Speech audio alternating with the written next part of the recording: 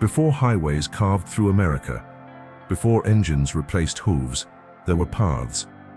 Paths forged by migrating buffalo through ancient valleys, paths widened by native hunters following the herds, paths that would one day carry settlers, soldiers, and dreamers toward an uncertain future.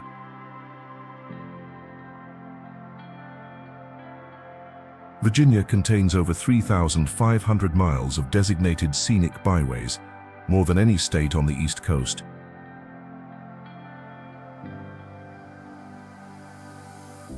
These roads pass through 200,000 acres of protected wilderness. They connect 400 years of American history. They climb from sea level to alpine peaks above 5,000 feet. But these are not just roads. They are time machines, and the stories they guard have shaped the very nation you live in today.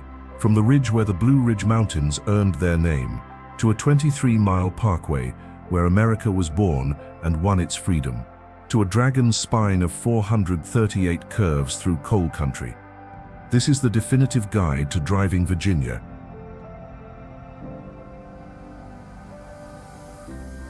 You will witness wild ponies roaming highland meadows at 5,000 feet. You will cross a covered bridge that survived the Civil War. You will drive the first toll road in American history. And from one single overlook, you will see into 5 different states. Virginia is waiting. Let's begin our journey.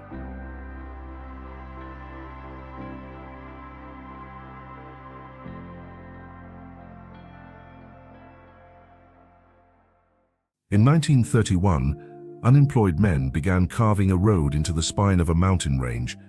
They had no idea they were building a national treasure.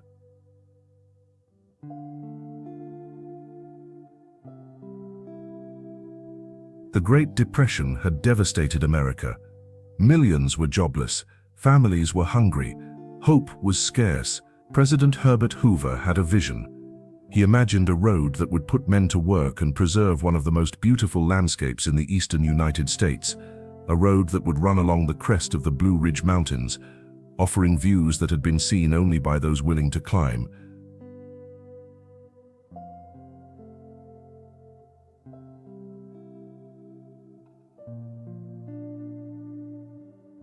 The Civilian Conservation Corps answered the call. Young men, many of them teenagers, arrived in Virginia's mountains with little more than determination. They cleared forests. They blasted through rock. They built stone walls by hand.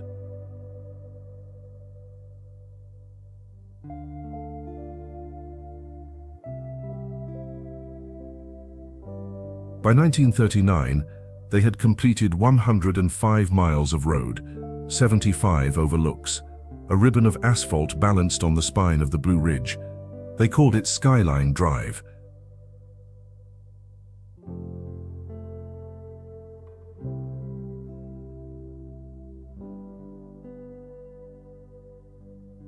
Today, this road remains one of the most celebrated scenic routes in America. It begins at Front Royal in the north and winds south to Rockfish Gap, where it meets the Blue Ridge Parkway. The speed limit is 35 miles per hour, not because of safety, because anything faster would be a tragedy.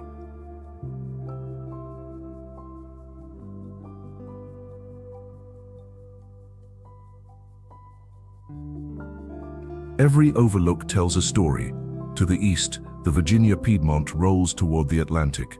To the west, the Shenandoah Valley stretches toward the Alleghenies. On clear days, the horizon seems to have no end.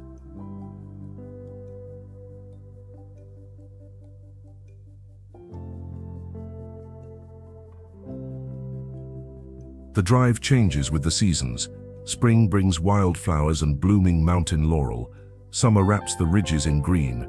But autumn is when Skyline Drive becomes something otherworldly. From late September through mid-November, the mountains burn with color. Reds and oranges cascade down the slopes, like fire frozen in time. But there is a shadow in this story.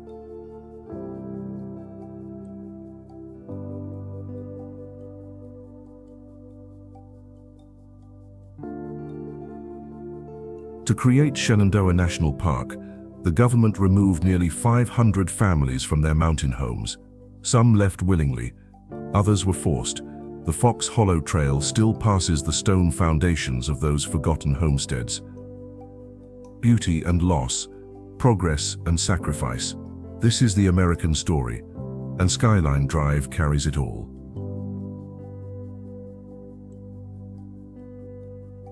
Skyline Drive ends where another legend begins. At Rockfish Gap, the road does not stop, it transforms.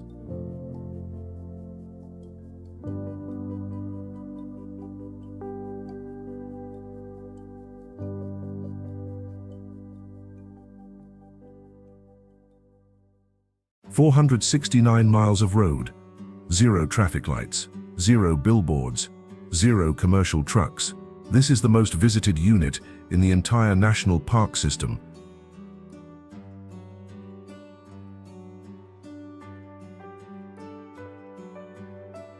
The Blue Ridge Parkway was never meant to simply connect two places. It was designed as a museum, a living exhibit of the Southern Appalachians, experienced at 35 miles per hour through an open window.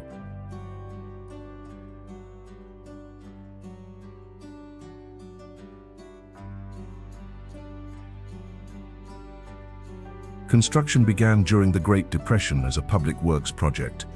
The goal was ambitious: link Shenandoah National Park in Virginia with Great Smoky Mountains National Park in North Carolina. Create a road unlike any other in America.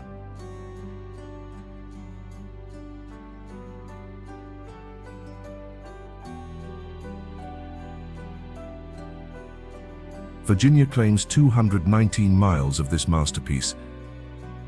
The journey begins at milepost 0, near Waynesboro. Within 5 miles, you reach Humpback Rocks.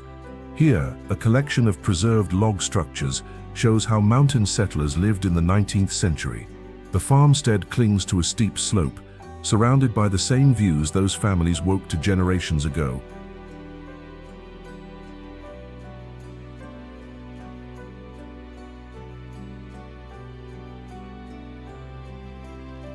The parkway descends toward the James River, reaching its lowest elevation at just 649 feet. This is where the mountains briefly yield to the valley floor.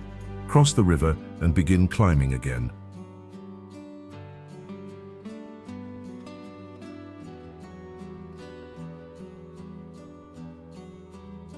The peaks of Otter await at milepost 86. Abbott Lake reflects Sharp Top Mountain in water, so still it seems painted. The Peaks of Otter Lodge has welcomed travelers since 1964, offering rooms with views that have not changed in centuries.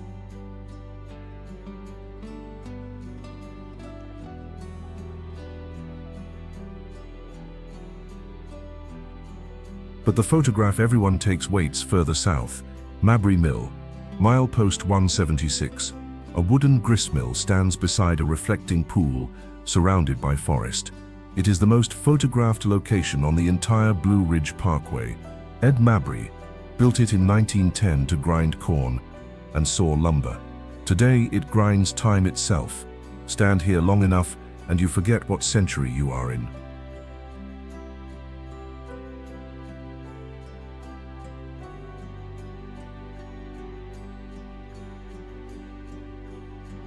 Near the Virginia-North Carolina border, the Blue Ridge Music Center celebrates the roots of American music, the banjo, the fiddle, the sounds that emerged from these mountains and spread across the world. On summer evenings, the amphitheater fills with melodies that have echoed through these hollows for 300 years. The parkway is not just a road, it is a portal.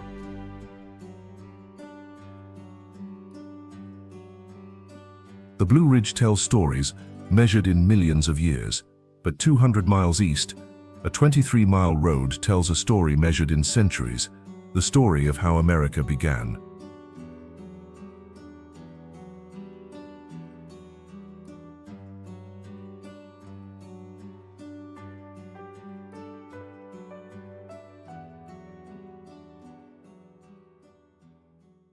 Three points, 23 miles, 400 years of history.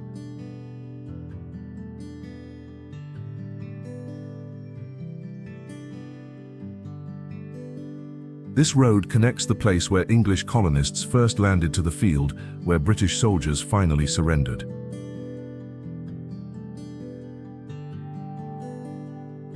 In May of 1607, 3 small ships entered the Chesapeake Bay. They carried 104 English colonists searching for fortune in the New World. They found a marshy peninsula along the James River and called it Jamestown. It was the first permanent English settlement in the Americas.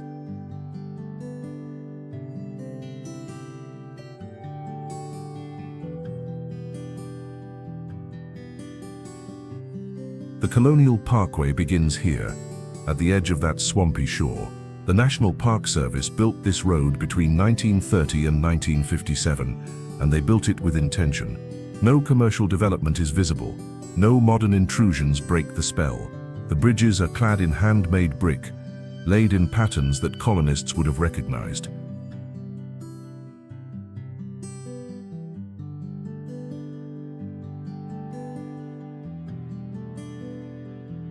The road tunnels beneath colonial Williamsburg, emerging into a landscape frozen in the 18th century. Williamsburg served as Virginia's capital from 1699 to 1780.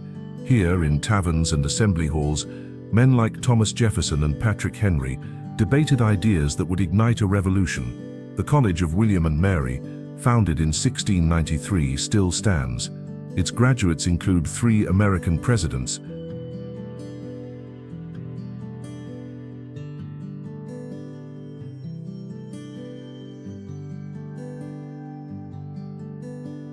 The parkway continues northeast, following the York River to its final destination, Yorktown. In October of 1781, General George Washington's forces surrounded British General Cornwallis on this narrow peninsula. After weeks of siege, a young drummer boy appeared on the British ramparts, beating a call for parley. The fighting stopped.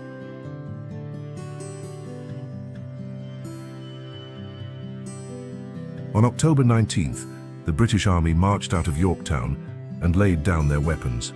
The American Revolution was effectively over. A new nation was born.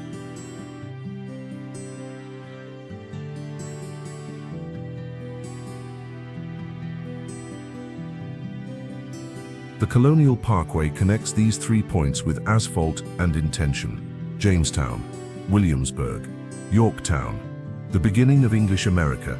The birth of revolutionary ideas, the victory that made independence real. Drive slowly. Every mile is sacred ground.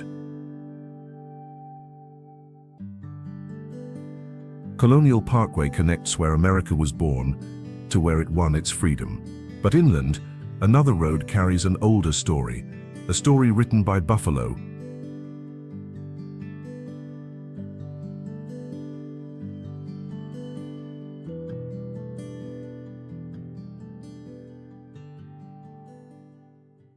Before it had a number, it had hooves. Migrating buffalo carved this path through the Shenandoah Valley. Native hunters followed the herds, then settlers followed the hunters.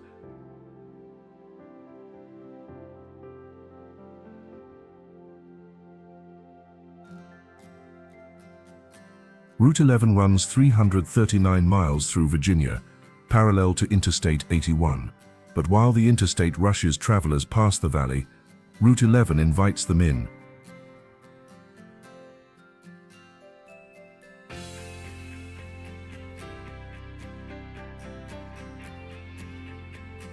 This road has carried more American history than almost any other. In the 18th century, it was called the Great Wagon Road. Scots, Irish, and German settlers traveled south from Pennsylvania, their wagons loaded with everything they owned. They established towns roughly 20 miles apart. One hard day of travel by wagon. Winchester, Strasburg, Woodstock, New Market, Harrisonburg, Staunton, Lexington. These towns still stand, and they still welcome travelers.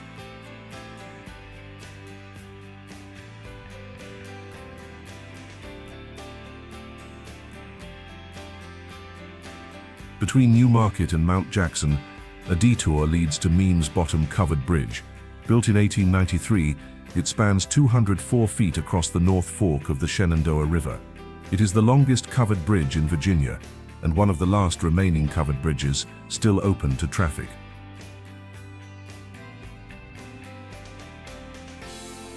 Drive through slowly, listen to the wooden planks beneath your tires. This is what travel sounded like before asphalt.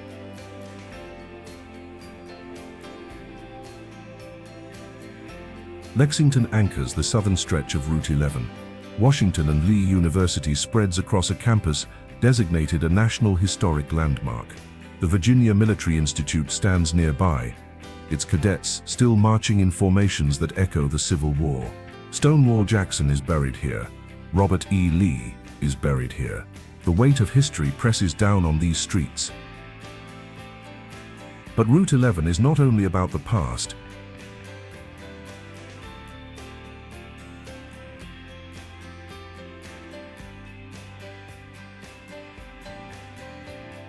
At Quicksburg, the Route 11 potato chips factory has become a pilgrimage site for snack enthusiasts. They kettle cook 14,000 pounds of potatoes every day. The chips are sold up and down the valley, a modern tradition built on an ancient road.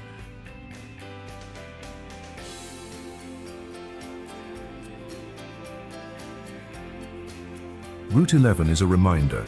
Before the interstates, before the rush, Americans traveled through places, not past them. This road still offers that gift.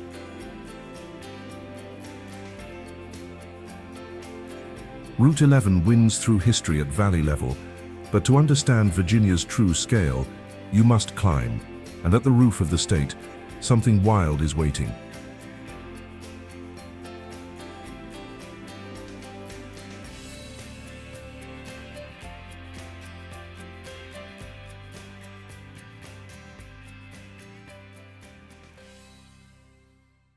At 5,729 feet, Mount Rogers is Virginia's highest peak. But the summit has no view. The real spectacle happens on the drive to reach it.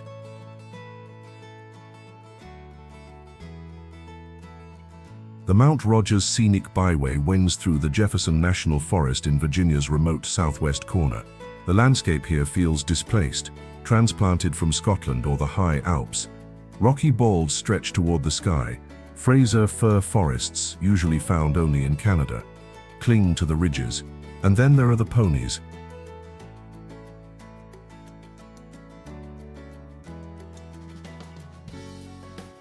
In 1974, wildlife managers introduced wild ponies to Grayson Highlands State Park. Their job was simple: graze the highland meadows and prevent the forest from reclaiming the balds. The ponies took to their work with enthusiasm.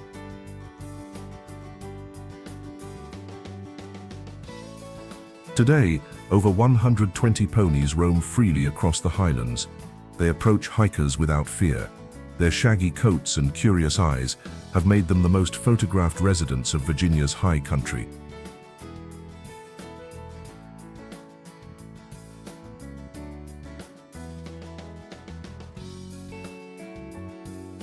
Grayson Highlands State Park offers access to some of the most dramatic scenery east of the Rockies. Wilburn Ridge rises to 5,500 feet, its rocky spine offering views into Tennessee and North Carolina. On clear days, the horizon seems infinite. The Appalachian Trail passes through here, and through hikers often describe this section as the most beautiful stretch in Virginia.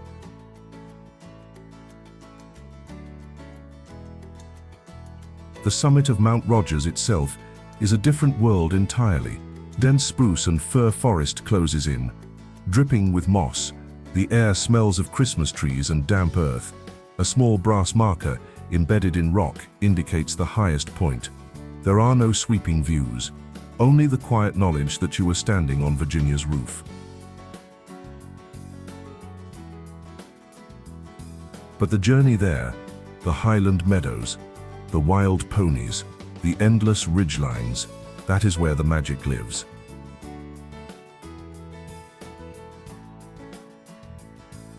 Grayson Highlands rewards those who seek altitude, but in southwest Virginia, another road rewards those who seek adrenaline. 438 curves, 32 miles, they call it the Dragon.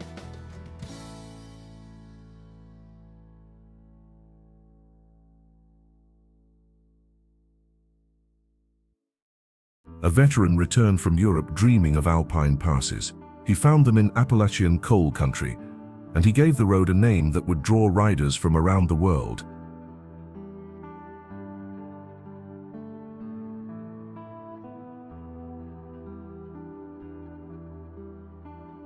Larry Brent Davidson served overseas and rode the legendary mountain roads of Switzerland and Austria.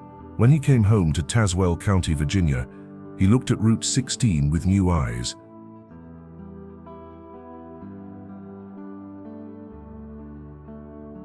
"438 curves in 32 miles. Elevation climbing to 3,500 feet. The Clinch and brushy mountains rising on either side like the humps of a sleeping beast." He called it Back of the Dragon.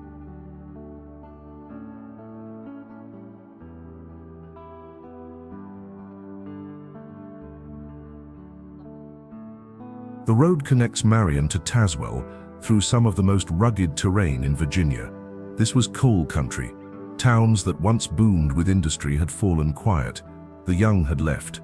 The mines had closed. But Davidson saw an opportunity.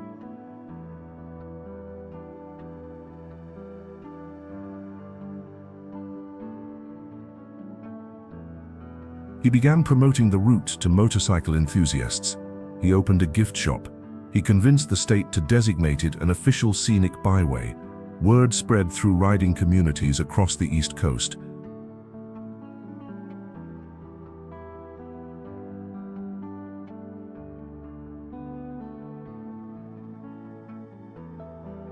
Today, Back of the Dragon draws thousands of riders each year.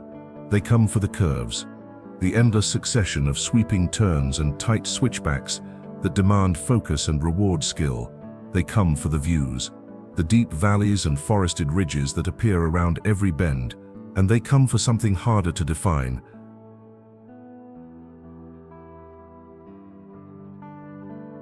The Dragon has revived Tazewell. Restaurants and breweries have opened. Bed and breakfasts cater to touring motorcyclists. A repair shop stands ready for those who push too hard. The road that Cole built has found a new purpose.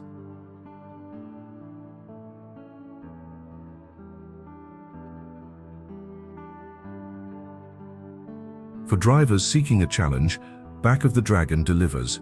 Every curve requires attention. Every mile earns respect. This is not a road for distraction. This is a road for presence. The Dragon is waiting. The Dragon tests your skill on every curve, but Virginia's most historically charged drive tests something else entirely: your understanding of sacrifice.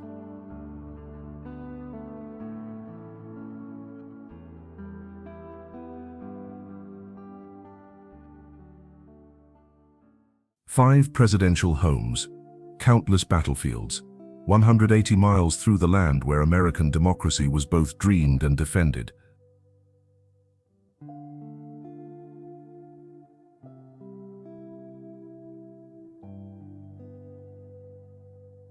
The journey through Hallowed Ground National Scenic Byway runs from Gettysburg, Pennsylvania to Monticello in Charlottesville, Virginia. It passes through the heart of American history with every mile. This is where the Founding Fathers lived, debated, and built a nation.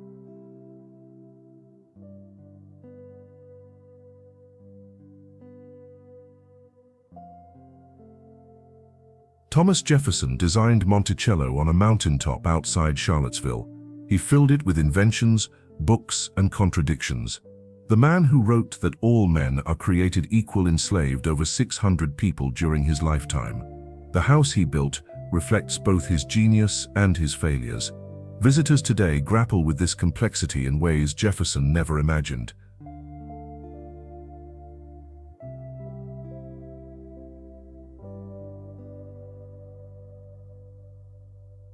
Nearby, James Madison's Montpelier offers another window into the founding era. Madison drafted the Constitution and the Bill of Rights. He shaped the structure of American government more than any other founder. His home has been restored to its original condition, revealing the world he inhabited. But the journey through hallowed ground is not only about the revolution.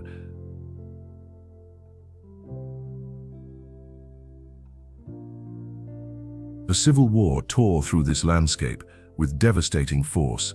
Manassas, Fredericksburg, Chancellorsville, the Wilderness, Spotsylvania, names that echo with sacrifice and sorrow.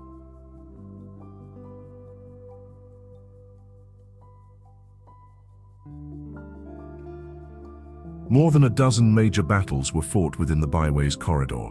Tens of thousands died. The fields where they fell are now quiet, marked by monuments and maintained by the National Park Service. Today, the Piedmont has transformed. Over 40 wineries line the route, their vines growing in soil that once absorbed blood. Charlottesville has become a cultural center, its downtown filled with restaurants, galleries, and the energy of the University of Virginia. The past and present coexist here, sometimes uneasily.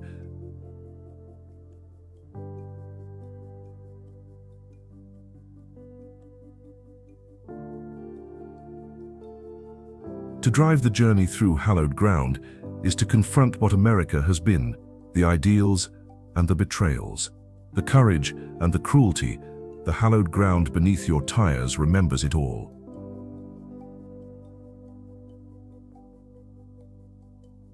Hallowed ground confronts the weight of American history, but within sight of the nation's capital, another parkway offers something lighter, a designed escape.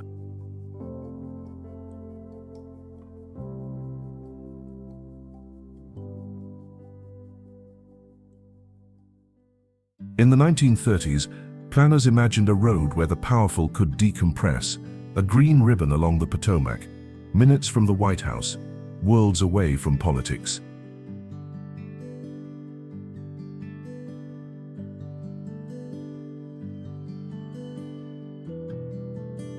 The George Washington Memorial Parkway was designed as a scenic gateway to Mount Vernon, George Washington's estate south of Alexandria, but it became something more.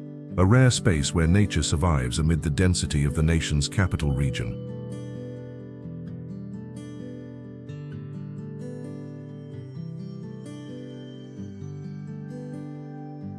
The parkway runs along both sides of the Potomac River, though the Virginia section offers the most dramatic scenery.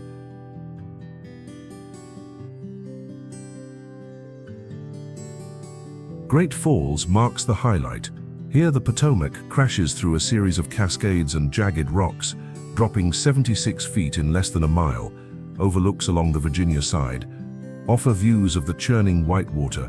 It is hard to believe this wilderness exists 15 miles from the Capitol Dome.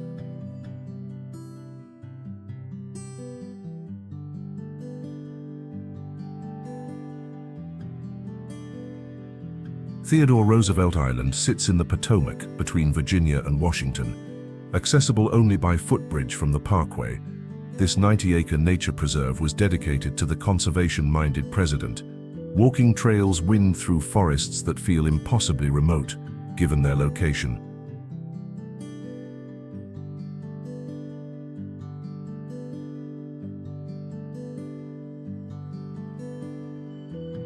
The parkway itself is a masterwork of landscape architecture. Curves follow the natural contours of the land, trees frame views of the river, and occasionally the monuments across the water. The speed limit encourages contemplation rather than haste.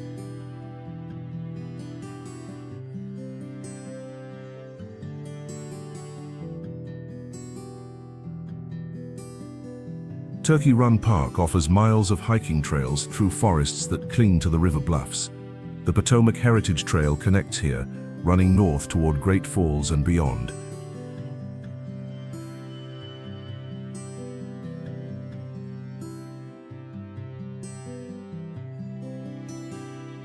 Commuters use the parkway daily, often too hurried to notice its beauty.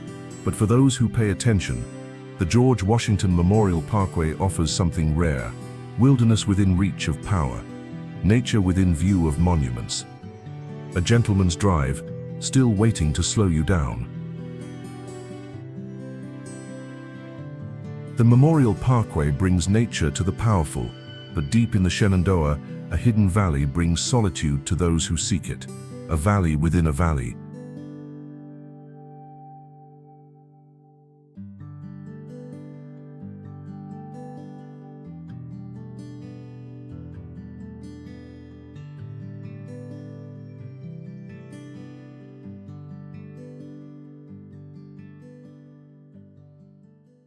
There is a place in Virginia where cell phones go silent, where GPS loses its signal, where the road narrows and the forest closes in. Locals call it Fort Valley.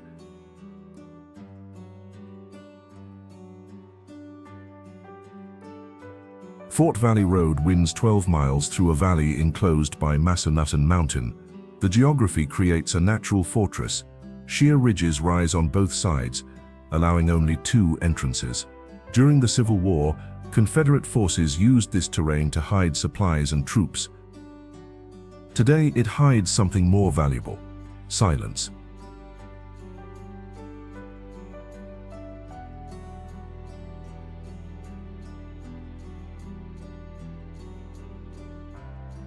The valley falls within the George Washington National Forest.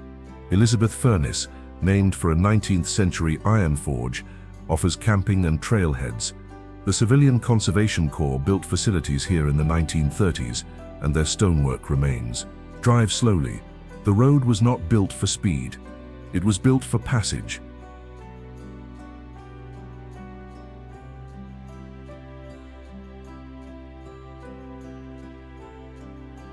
North of the valley, Woodstock Tower offers one of Virginia's most remarkable views.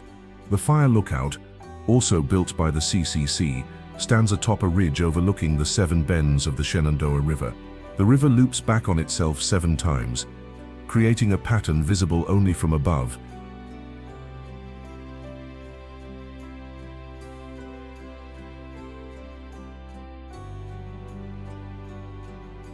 West of Lexington, Goshen Pass carves through the mountains along the Maury River.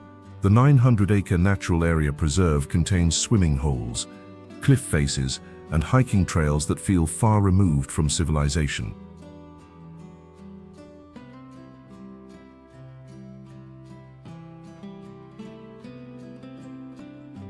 Route 39, the Highland Scenic Tour, climbs from Lexington into Bath County and the Allegheny Highlands.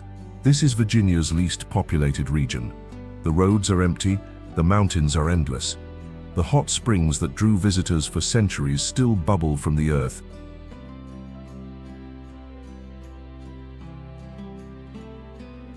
These are Virginia's secrets, the roads that do not appear in tourism campaigns, the valleys that locals protect with their silence, but they are waiting for those who seek them.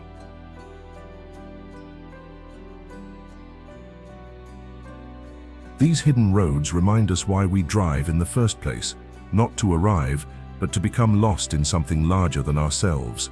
And in Southwest Virginia, one road offers something found nowhere else on Earth: the sound of America being born.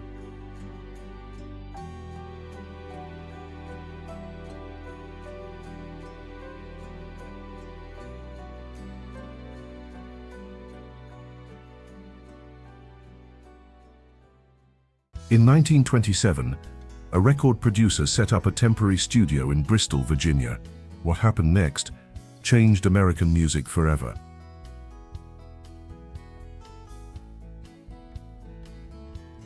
Ralph Peer worked for Victor Talking Machine Company. He came to Bristol searching for authentic regional sounds. Over 2 weeks in August, he recorded local musicians in a converted hat warehouse. The Carter family walked in. Jimmy Rogers walked in. The recordings they made became the foundation of country music. Historians call it the Big Bang of country music.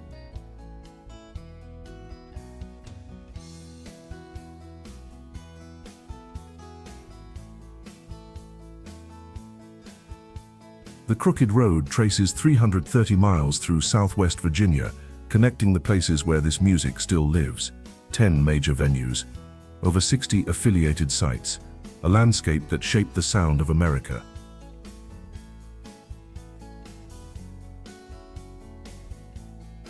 The Carter family fold sits near the Tennessee border.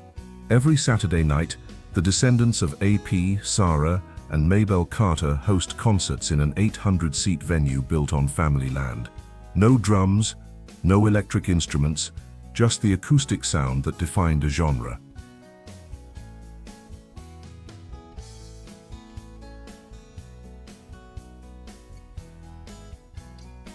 In Floyd, the Friday night jamboree at the Floyd Country Store draws hundreds of dancers and musicians. The wooden floors have absorbed decades of stomping feet. Bluegrass and old-time bands play while locals flat-foot dance in the aisles.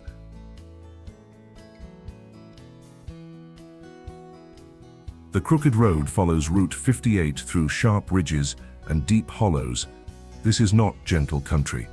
The Scots-Irish, Germans and Africans who settled here brought their musical traditions and forged something new. That sound still echoes through these valleys. Every curve, every venue, every note.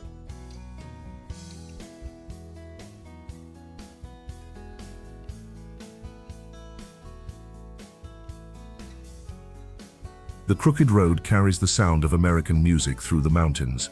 But an hour from Washington, another road carries something older still, the footsteps of the Iroquois.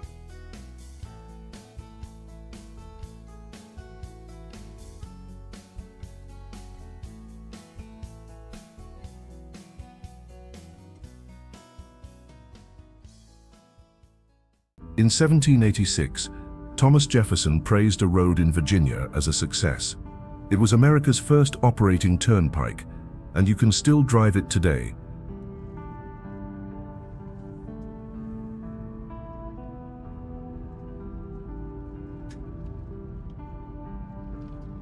The Snickersville Turnpike began as an Iroquois hunting trail. For centuries before European contact, Native Americans followed this path between the Piedmont and the Shenandoah Valley.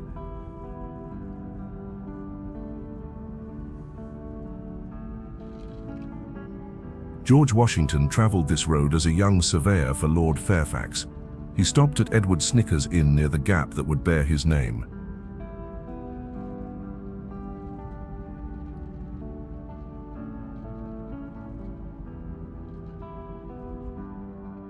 In 1810, the Virginia General Assembly chartered the Snickers Gap Turnpike Company. 3 toll gates collected fees between Oldie and the Blue Ridge. A horse cost 3 cents. 20 cattle cost 12.5 cents. A toll booth operated on the mountain until 1915.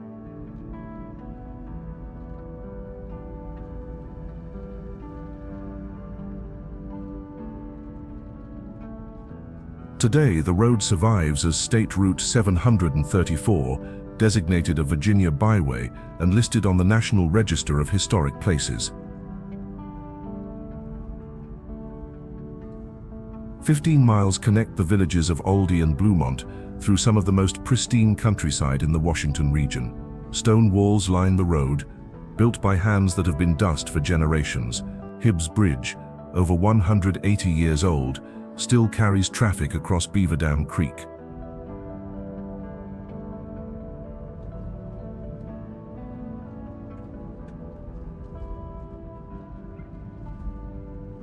The Snickersville Turnpike passes through Virginia's wine country. Vineyards and horse farms occupy land that once grew tobacco and grain. The Blue Ridge rises ahead, promising the valley beyond.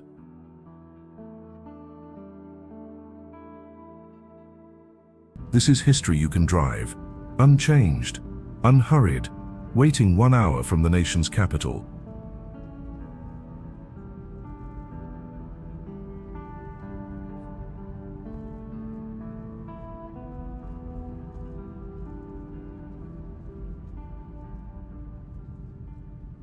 Every road in Virginia crosses time. The asphalt covers wagon ruts. The guardrails line paths where buffalo once thundered.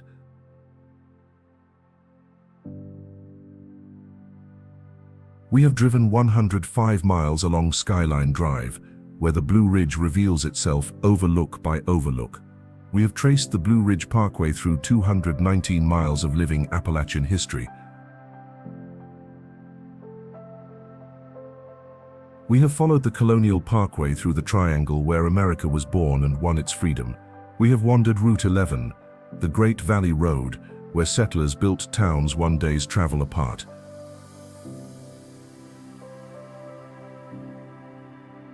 We have climbed to Virginia's roof at Grayson Highlands, where wild ponies graze beneath skies that touch 5,000 feet. We have twisted through 438 curves on the back of the Dragon.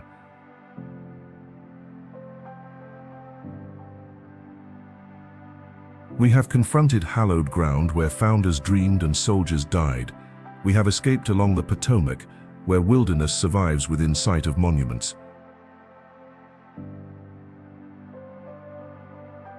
We have found hidden valleys, where cell phones fall silent. We have heard the echoes of American music along the crooked road.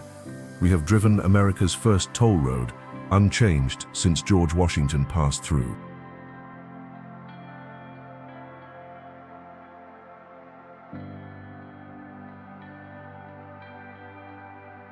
These roads were not built for speed.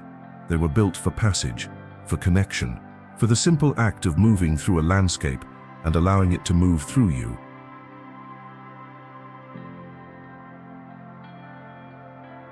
The mountains will still be here tomorrow. The valleys will still catch the morning mist. The roads will still wind through forests that have watched centuries pass.